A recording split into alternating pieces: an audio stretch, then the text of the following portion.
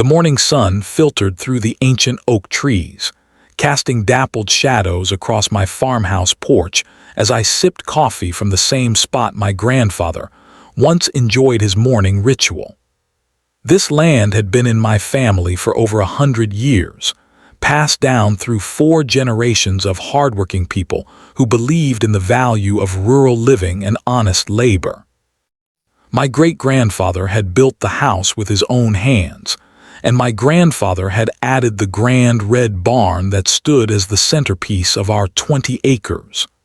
Every fence post, every flower bed, every weathered outbuilding told a story of my family history. I never imagined our quiet corner of the county would become desirable real estate. For decades, we were just simple country folk living on the outskirts, too far from the city to be considered part of modern civilization. But slowly, inexorably, development crept closer. First came the luxury housing development a mile down the road, with its identical McMansions squeezed onto quarter-acre lots. Then a shopping center appeared at the crossroads. Before I knew it, my farm had become an island of rural tradition in a sea of suburban sprawl.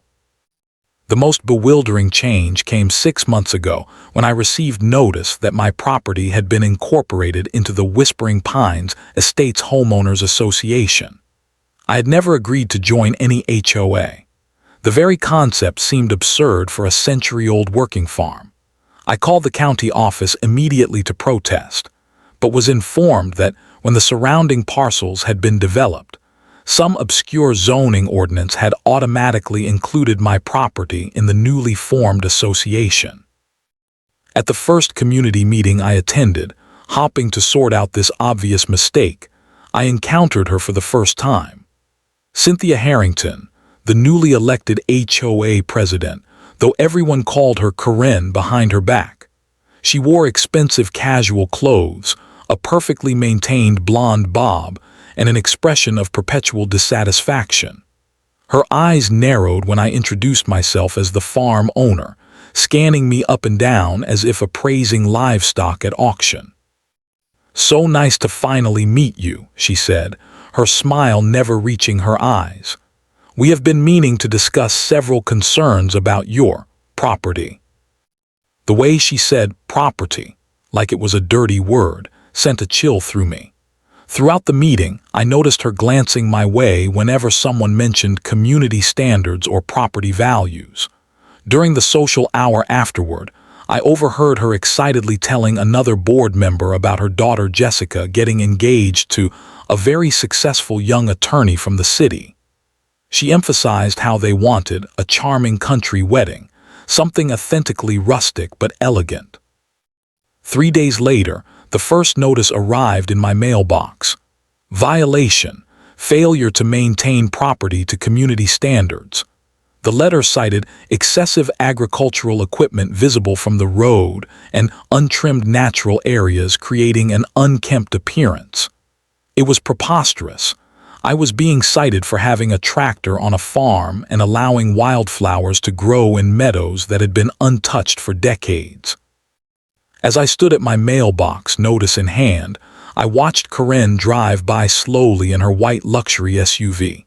She did not wave, but I saw her eyes linger on my property, particularly the old barn with its weathered red paint and the picturesque pond beyond it. Something in her calculating gaze made my stomach tighten with unease. This was not a random complaint about community standards. This felt targeted, personal. And as I would soon discover, far more threatening than I could have possibly imagined. The violations began arriving with alarming frequency over the next few weeks, each one more absurd than the last. My split-rail fence, the same one that had stood for over 50 years, was suddenly not in compliance with approved fencing styles. The antique weather vane atop my barn was deemed an unauthorized architectural element. Even the ancient oak trees that lined my driveway were cited for improper placement relative to community landscaping guidelines. I tried to be reasonable. I really did. I typed formal responses to each violation, explaining that my property predated the HOA by nearly a century and should be grandfathered in under any reasonable interpretation of the rules. I called the HOA office repeatedly but could never get past the receptionist, who promised Karen would get back to me, but never did. Then came the unannounced visits. I was mending a fence in the back pasture when I heard the crunch of tires on my gravel drive. Karen emerged from her SUV, designer sunglasses perched on her nose, clipboard in hand. She did not bother to knock or announce herself. She simply began walking the perimeter of my property, making notes and taking pictures with her phone. I approached her, wiping my hands on my jeans. "Excuse me, but this is private property. You cannot just wander around taking photos without permission." Karen lowered her sunglasses slightly, looking at me over the rims. "As HOA president, I have the authority to inspect properties for compliance issues, and yours has many." Her voice dripped with condescension. She flipped through her clipboard. "Your haystack is positioned visible from the main road, creating an agricultural eyesore. The chicken coop exceeds the allowable dimensions for outdoor structures, and that barn needs immediate repainting to an approved color from our palette." "This is a working farm," I replied, trying to keep my voice level. "It has been in my family for generations, long before any HOA existed. Haystacks and chicken coops are part of farm life."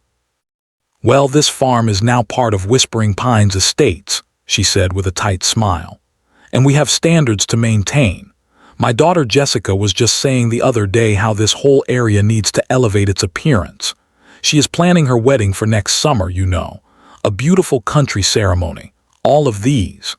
She waved dismissively at my carefully tended gardens and historic outbuildings.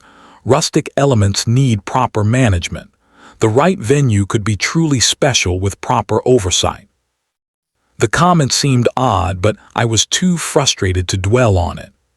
As Karen drove away, my neighbor Tom Wilson, whose family had farmed the adjacent property until selling most of it to developers 3 years ago, walked over to my fence line. "Be careful with that one," he warned, nodding toward Karen's departing vehicle. She did the same thing to the Johnsons over on Maple Drive, harassed them with violations until they got fed up and sold. Coincidentally, her brother-in-law bought the place for 20% below market value, and the Ramirez family on Oakwood Circle. Same story. Karen wanted their corner lot for some community project. When they refused to sell, suddenly they were drowning in violation notices and fines. His warning left me unsettled, but I still believed that reason would prevail.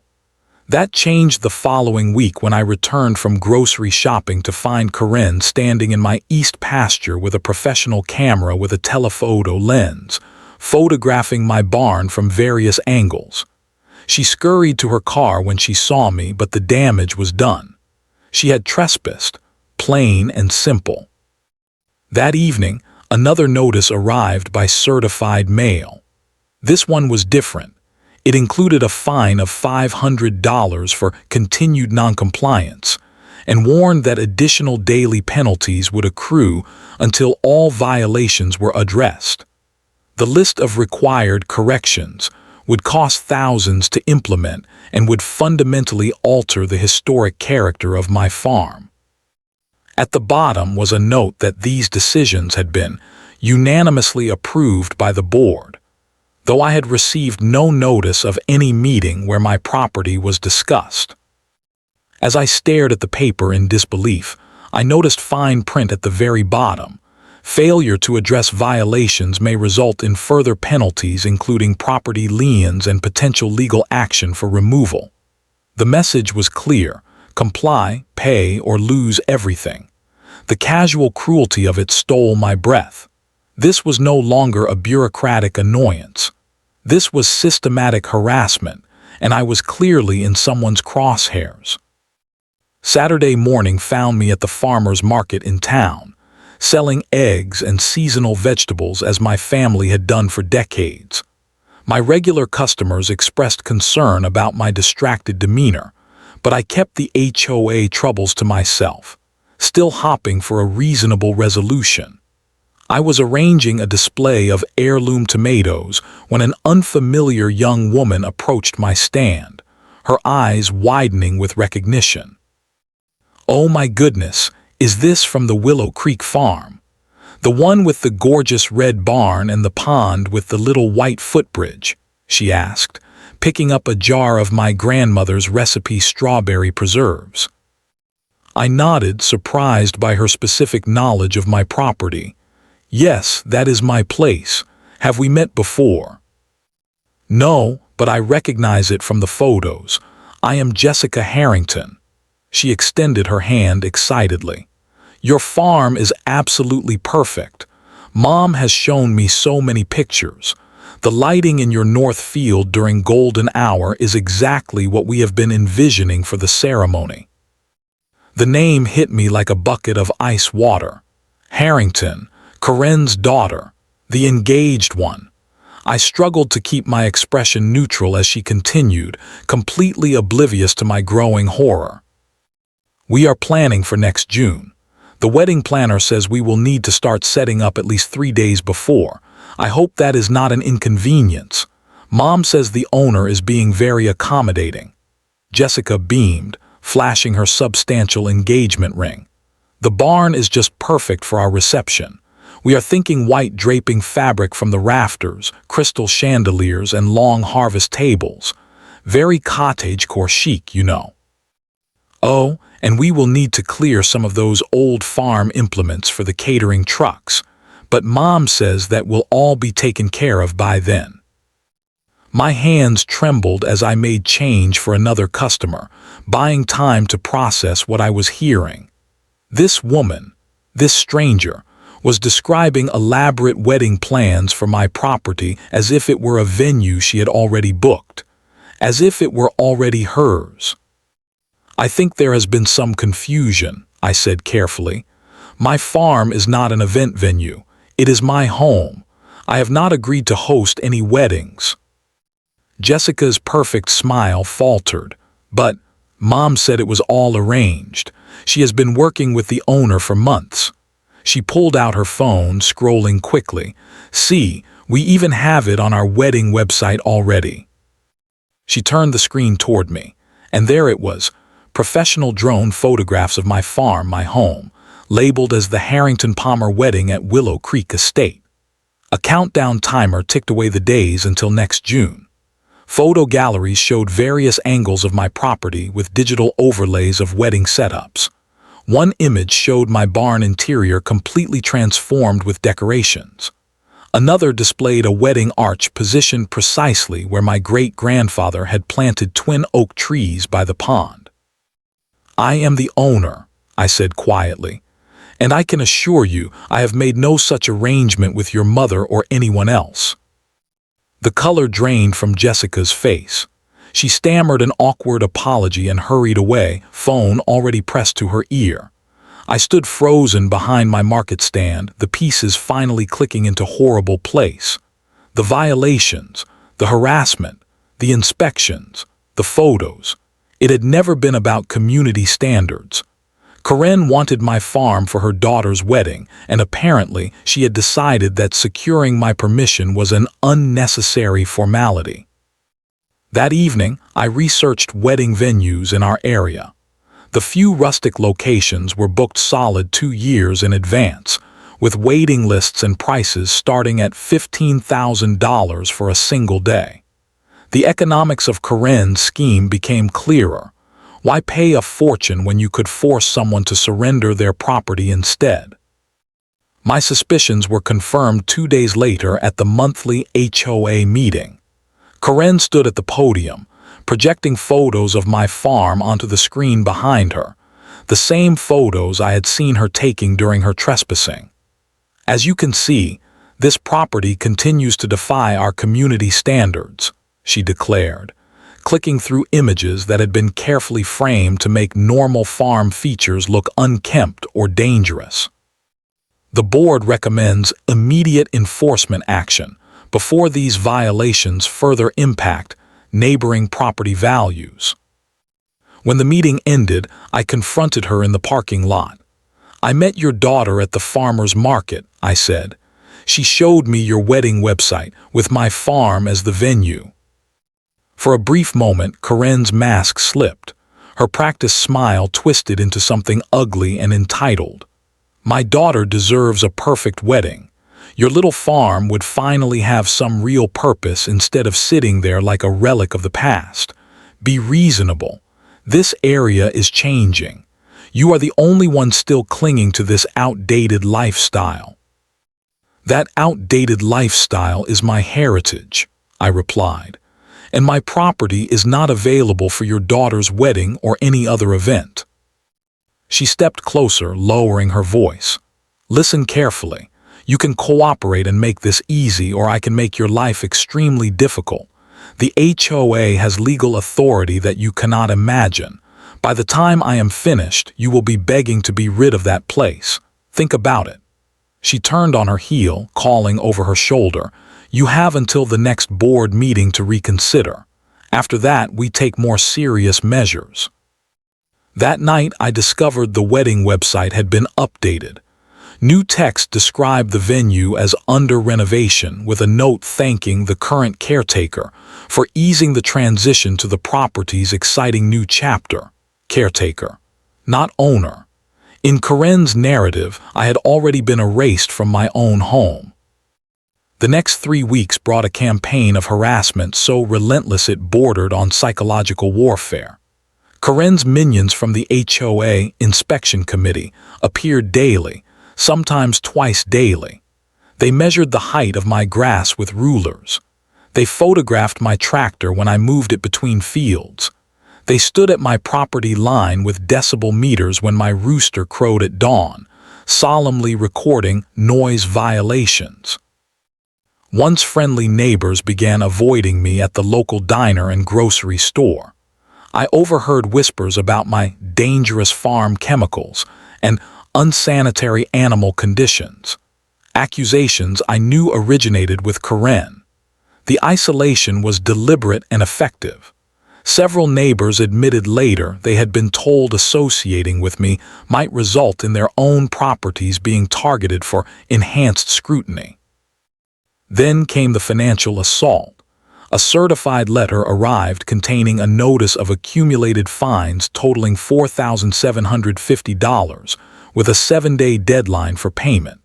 The violations ranged from legitimate HOA rules twisted beyond recognition to completely fabricated infractions: improper storage of agricultural equipment, unauthorized landscaping modifications, excessive natural vegetation, non-compliant historical structures. Each carried penalties of hundreds of dollars, with additional daily fines accruing. The letter concluded with a threat. Failure to pay would result in a lien against my property and potential foreclosure proceedings. My hands shook so badly I could barely dial the phone to call a lawyer. Fortunately, Jacob Bennett, an attorney who specialized in property disputes, agreed to see me the same day. "This is outrageous," Bennett said, reviewing the violation notices spread across his desk. "Half of these so-called rules would never stand up in court. They are applying suburban housing development standards to an agricultural property that clearly should be exempt." He pointed to several specific violations. "This one about non-permitted agricultural activity is particularly absurd. Your property is still zoned agricultural despite being included in the HOA boundaries. They cannot prohibit farming on a farm." For the first time in weeks, I felt a glimmer of hope. "So we can fight this." "Absolutely," Bennett nodded. "Many of these fines appear procedurally deficient. Did you receive proper notice before each fine was assessed? Were you given opportunity to address the alleged violations? Was there a hearing process? Based on what you have told me, this HOA is operating outside its legal authority." I left his office with a plan to contest the violations and a temporary restraining order, preventing the HOA from imposing new fines until the matter could be properly reviewed. The relief lasted exactly 3 hours. When I returned home, a sleek black Mercedes was parked in my driveway. A man in an expensive suit leaned against it, checking his watch impatiently. He straightened when he saw me approaching. "Finally, I have been waiting for nearly half an hour," he said without introducing himself. "I am Richard Harrington. I believe you know my wife Cynthia." Karen's husband. I should have guessed from his tone of entitlement. He withdrew a leather portfolio from his car and removed a document. "I will be direct. My daughter is getting married next summer, and this property would make an ideal venue. We are prepared to make you a very generous offer." He handed me a piece of paper, a purchase offer for my farm at roughly half its market value. "This amount will more than cover the HOA fines you have accumulated and give you a fresh start somewhere more suitable to your means. We can close within 30 days. The calculated audacity stole my breath. This farm has been in my family for 4 generations.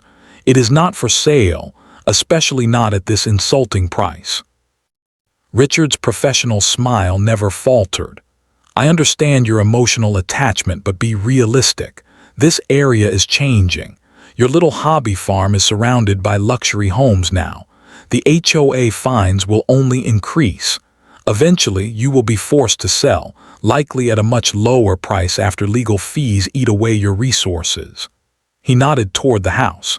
"Consider this a lifeline, not an insult. My offer expires in 48 hours. As he drove away, I felt a strange calm replace my initial fury. The pieces of the puzzle had fully aligned. This had never been about community standards or property values. It was a calculated land grab, with the HOA weaponized as the instrument of coercion. Karen and Richard wanted my farm for their daughter's perfect wedding, and afterward they would likely subdivide it for massive profit. The following morning brought the final blow. The sheriff's cruiser pulled into my driveway, dust billowing behind it. Deputy Collins emerged looking deeply uncomfortable, an official envelope in his hand. "I am really sorry about this," he said quietly, handing me the document. "I have known your family my whole life. This does not seem right, but I have to serve the papers." The document was an eviction notice, citing imminent hazard to community safety based on HOA complaints. I had 30 days to vacate the premises, 30 days to leave the only home I had ever known. The legal justification was a tangled web of technical violations and procedural maneuvers that would take months to unravel in court. From the road, I could see Karen watching from her SUV, not even bothering to hide her presence or her satisfaction. As the sheriff drove away, something fundamental shifted inside me. The farm had witnessed generations of my family facing hardship, drought, economic depression, personal tragedies, and persevering through it all. I would not be the one to lose it, especially not to this orchestrated scheme. This was no longer about defending my property rights. This was about survival, about justice, about standing up to the kind of entitled corruption that steamrolls over good people who play by the rules. As I watched Karen's vehicle pull away, I made a silent promise to my ancestors and to myself. This farm would not become a wedding venue for a spoiled bride with an unscrupulous mother, not while I had breath in my body and fight left in my spirit. That evening, I cleared off my dining room table, the same solid oak table where my family had gathered for Sunday dinners for decades, and transformed it into a war room. I purchased a dedicated camera, voice recorder, and notebook. Every interaction with the HOA would now be documented. Every violation notice would be photographed, time-stamped, and filed. Every encounter would be recorded. If they wanted war, they would find me armed with evidence. My first strategic move was researching Karen and Richard Harrington themselves. Internet searches revealed a disturbing pattern. Before moving to our community 2 years ago, they had lived in 3 other upscale neighborhoods across the state. In each location, Karen had quickly ascended to HOA leadership. In each, there were newspaper articles or online forum discussions about controversial property disputes involving the HOA under her tenure. Most telling was a small community newspaper article from 8 years prior. Disputed land sale leads to ethics complaint against HOA president. Although the complaint was eventually dismissed due to a technicality, the article described circumstances eerily similar to my own situation. An elderly couple pressured to sell their corner lot after mysterious HOA violations suddenly accumulated. The buyer, a development company where Richard Harrington served as legal counsel. The article quoted the displaced homeowner. "We lived there 30 years without a single violation. Then the new HOA president decided our property would make a perfect community garden, and suddenly we had violations every week. We could not afford to fight it. The property never became a community garden. Instead, it was redeveloped into luxury townhomes at significant profit." Armed with this background, I scoured our HOA bylaws, reading every clause, amendment, and procedural rule. At 2 a.m., bleary-eyed from hours of legal jargon, I found what I was looking for. Section 17.3. Board members must recuse themselves from decisions directly affecting properties in which they have a personal or financial interest. Karen had violated this provision repeatedly by leading the charge against my property, while simultaneously planning to use it for her daughter's wedding, a clear personal interest. Next, I reached out to attorney Jacob Bennett with my findings. "This is exactly what we need," he confirmed. "Document everything, and if you can find others who have been similarly targeted, even better. Establishing a pattern will strengthen our case considerably." Finding allies proved easier than expected. My first breakthrough came from Elaine Simmons, whose home backed up to mine. She knocked on my door one evening, looking nervously over her shoulder. "I saw the sheriff here yesterday," she whispered. "I wanted to say I am sorry for not speaking up sooner. Karen told everyone you were violating all kinds of safety codes and that associating with you might put our own properties at risk.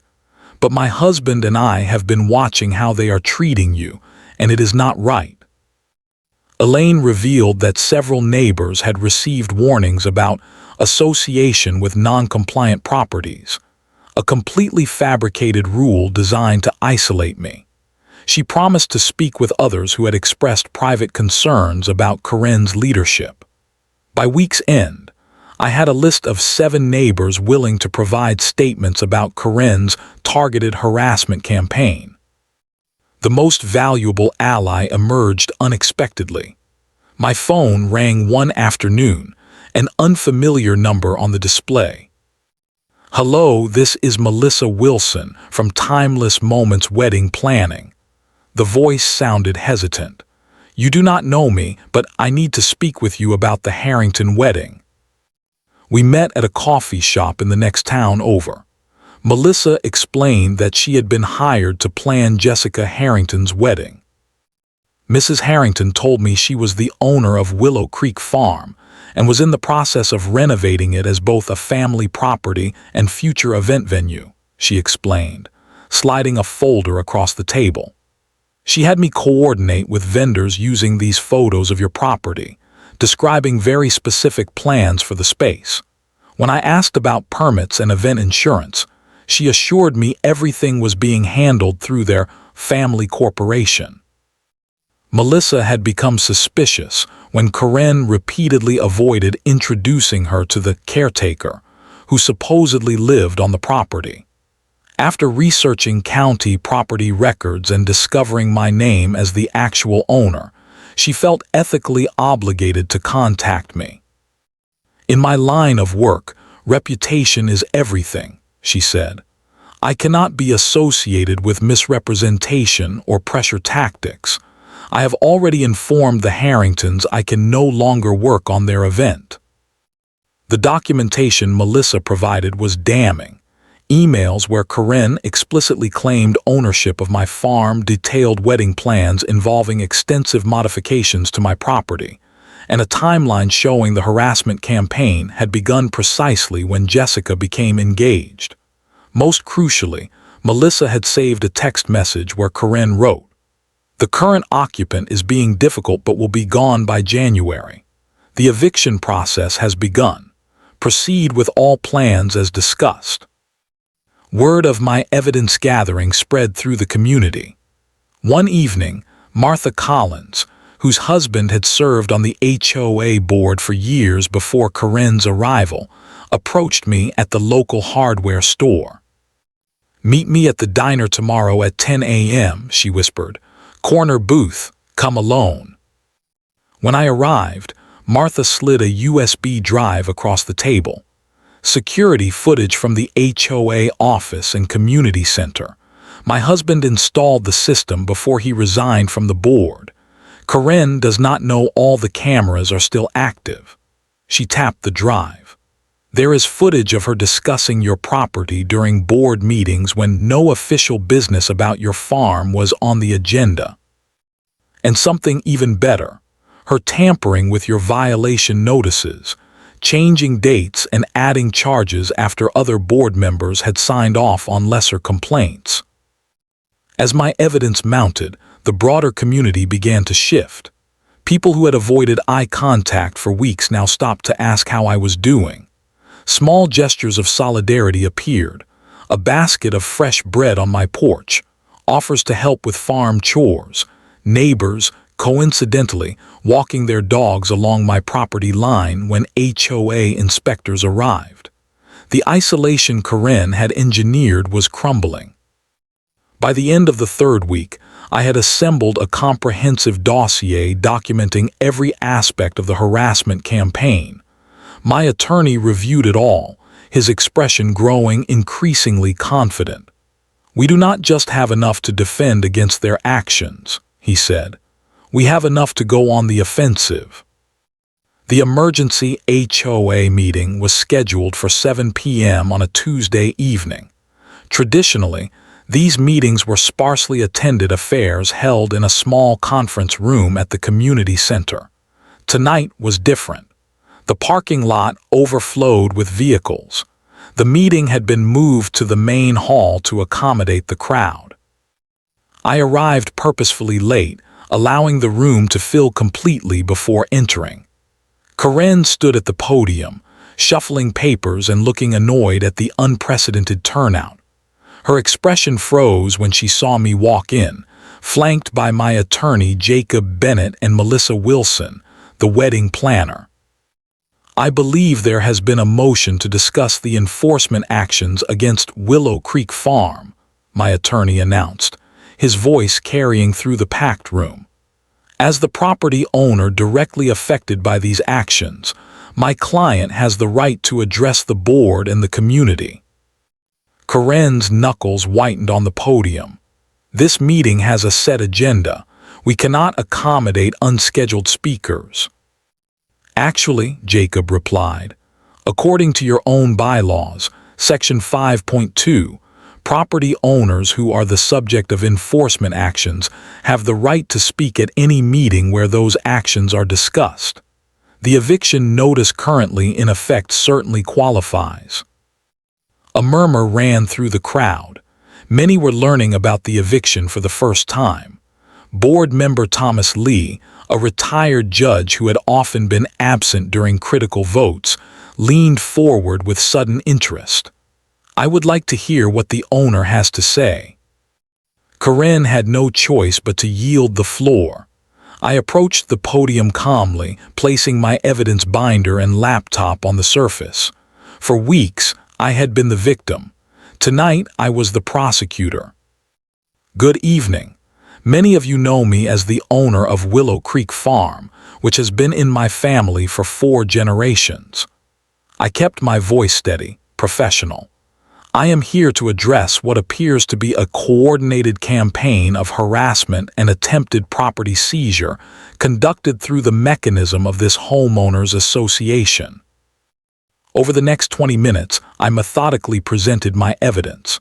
The violation notices with their increasingly absurd claims, the documentation of Karen's trespassing, the evidence of selective enforcement targeting only my property, the bylaw violations in how fines were assessed and notices delivered, the security footage showing Karen altering documents, the wedding website and vendor communications proving her personal interest in acquiring my property.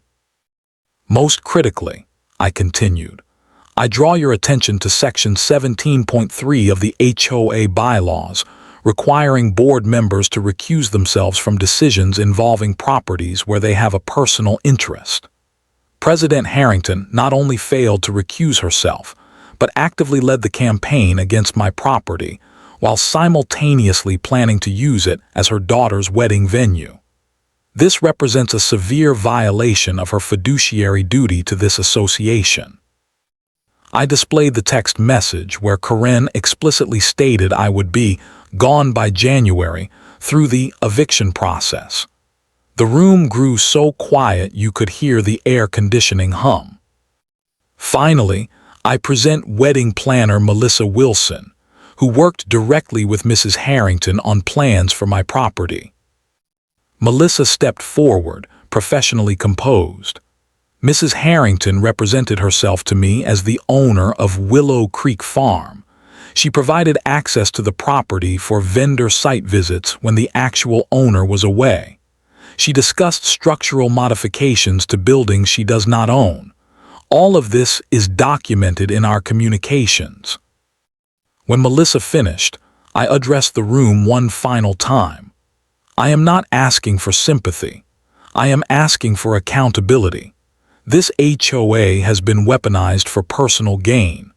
I request an immediate cessation of all enforcement actions against my property, an independent review of all HOA activities under the current leadership, and appropriate consequences for these ethics violations.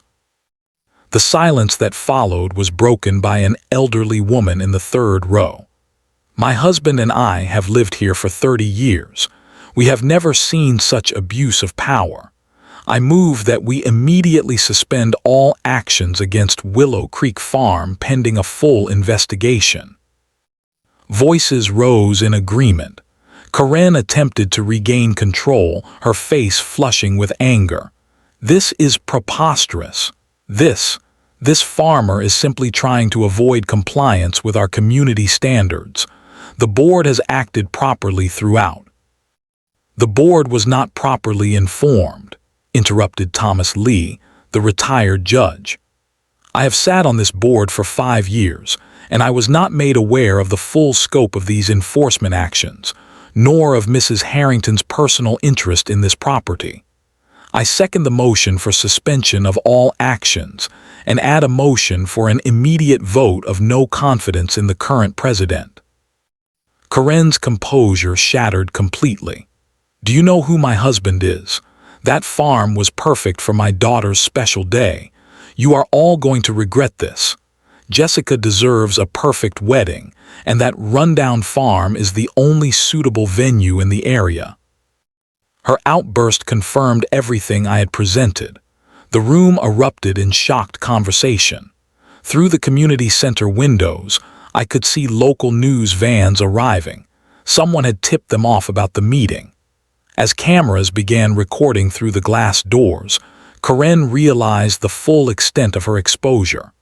Her carefully cultivated image of community leadership was crumbling in real time, broadcast for all to see. The votes happened in quick succession. Suspension of all actions against my property. No confidence in Karen as president. Formation of an independent review committee. Authorization to cooperate with any relevant legal investigations. Karen was officially stripped of her position, effective immediately.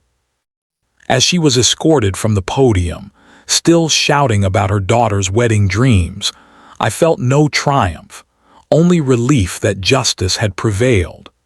The system that had been weaponized against me had ultimately worked as intended once the full truth came to light. The weeks following the emergency meeting brought waves of justice, each more satisfying than the last. The county prosecutor opened an investigation into Karen's actions, focusing on potential fraud, harassment, and abuse of power. The newly reformed HOA board, now led by retired Judge Thomas Lee, issued formal apologies and began the process of rewriting bylaws to prevent future abuses. Most immediately meaningful was the restraining order granted against both Karen and Richard Harrington, legally prohibiting them from coming within 500 feet of my property or contacting me in any way. The sheriff who delivered this order was the same one who had reluctantly served me with eviction papers weeks earlier. This time, his smile was genuine. "Always hated doing the HOA's dirty work," he admitted. "Good to see things set right for once." The community's healing began slowly, then gained momentum. Neighbors who had been intimidated into silence brought over home-cooked meals and handwritten apologies. The local farmers market board invited me to serve as an honorary member, recognizing the importance of preserving agricultural heritage in our increasingly developed area. Children from the elementary school arranged a field trip to learn about the farm's history and traditional farming methods.